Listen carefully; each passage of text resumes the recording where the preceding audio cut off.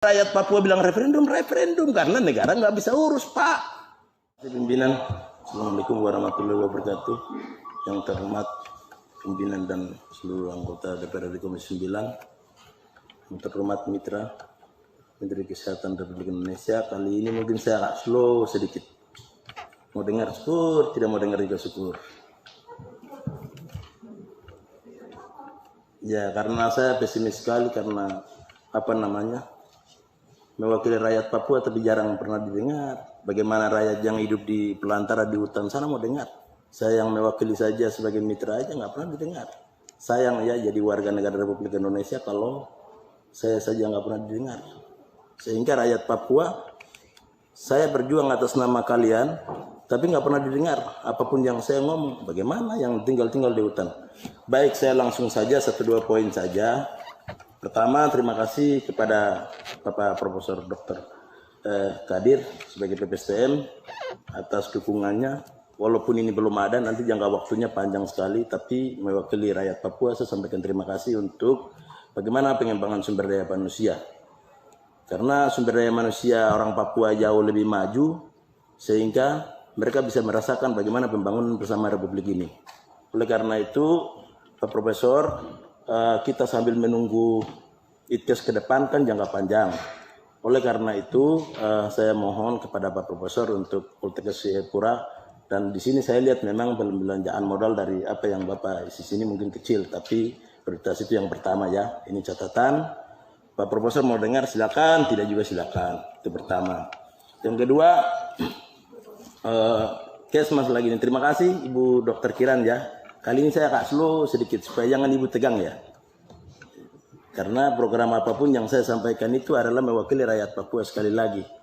Jadi kok kenapa sih rakyat Papua itu spesialis? Ya harus spesialis. Karena Indonesia tambah Papua itu suri mati di tengah-tengah hutan sana. Jadi harus ini Republik Indonesia harus bangga kalau Papua bersama dengan Republik ini. Itu sepakat nggak? Saya terima kasih sama anggota DPR RI yang mewakili orang Papua, sampaikan di ujung sana saudara saya, kebetulan juga ibu dia Indonesia Timur. Tapi saya mohon fraksi PAN ini harus dukung benar nih.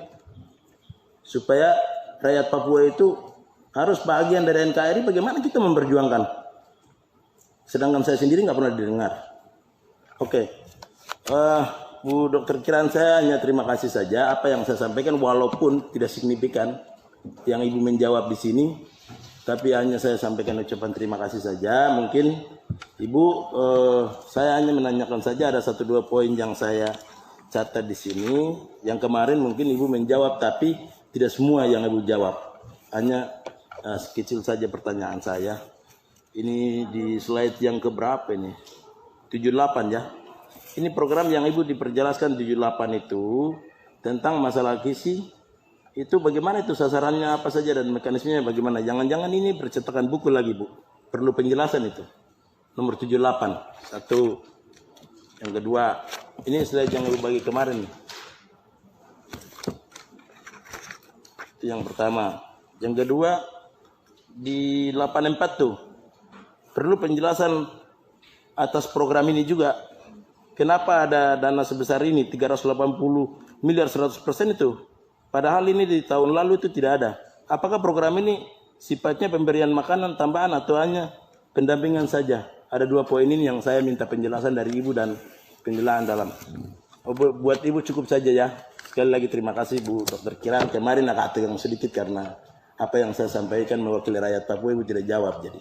Oke, sekarang saya mau ke Pak Dirjen Pak Ahmad Yuryanto ini. Saya ini jilid-jilid sampai hampir berapa nih? 15 ini hanya bicara tentang Papua saja. Tapi nilainya 0, nggak ada. Sayang Bu. Ini yang disebut orang Papua itu objek pembangunan oleh Republik itu ini. Apa yang saya sampaikan kemarin juga nggak kasih masuk. Pak, bagaimana caranya mengukur indikator malaria di Papua? Kan di Papua itu endemik malaria. Bagaimana menurut Bapak bisa diukur dengan malaria itu Pak? Itu saya penjelasan. Apakah dengan ke lampu itu malaria ini sembuh atau semprotan obat? Karena harus pemerintah itu memikirkan bagaimana malaria itu bisa sembuh. Itu harus jelas. Kan malaria terbesar di Indonesia itu kan hanya di Papua. Hanya di sini saya lihat HIV/AIDS, terus itu saja. Tapi anggarannya sangat kecil sekali. Kok sayang sekali ya membangun Papua Republik ini kok begini ya. Setengah hati memang. Ini harus dunia juga tahu. Setengah hati memang Republik ini membangun Papua. Sayang sekali. Dan menyesallah kami bersama Republik ini kalau begini caranya Pak. Apa yang saya sampaikan, apa yang saya lobby.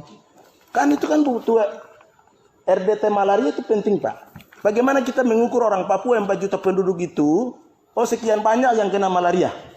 Kan berdasarkan itu baru bisa diukur. Hanya Kelambu juga zaman dulu, zaman Soeharto juga ada. Sampai hari ini malaria nggak habis-habis Pak. Kan Bapak kan tentara tahu. Di seluruh Papua itu kan tahu. Faktanya kan sekarang malaria masih tambah Pak. Papua dan Papua Barat itu.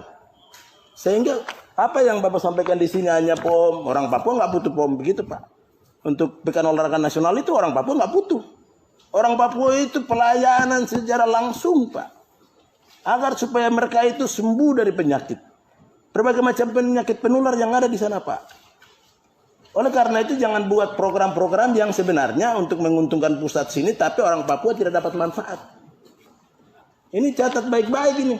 Orang Papua dapat apa dari sini? Saya baca sampai, kok ini saya jilid sampai hampir 15 halaman. Apa sih? Malah program tahun 2020 ada, 2021 nggak ada. Oleh karena itu Pak, saya ini kan mewakili rakyat Papua 4 juta penduduk Pak. Bapak apakah mau dengar langsung sampai ke Bovendigul Asmat sana mau dengar? Kan nggak mungkin, saya ini mewakili rakyat Papua Pak.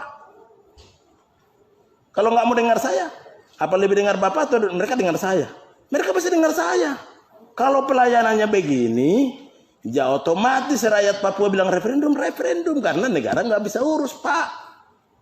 Ini kan kita bicara masalah konteks pelayanan kesehatan Pak, yang langsung bersentuhan dengan rakyat. Kita nggak bicara politik. Tapi faktanya begini, jadi ya mending rakyat Papua dengar. Saya mau bicara ini.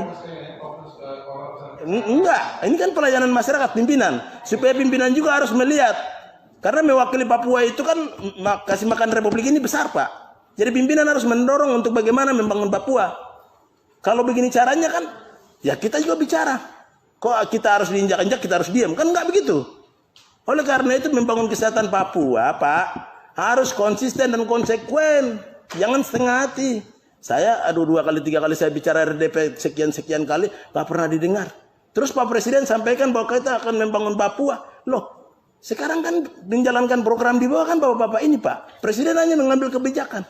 Lalu kita mau sampaikan ke masyarakat apa? Bahwa pemerintah Republik Indonesia sedang bangun Papua. Kalau begini caranya dan nggak didengar saya juga.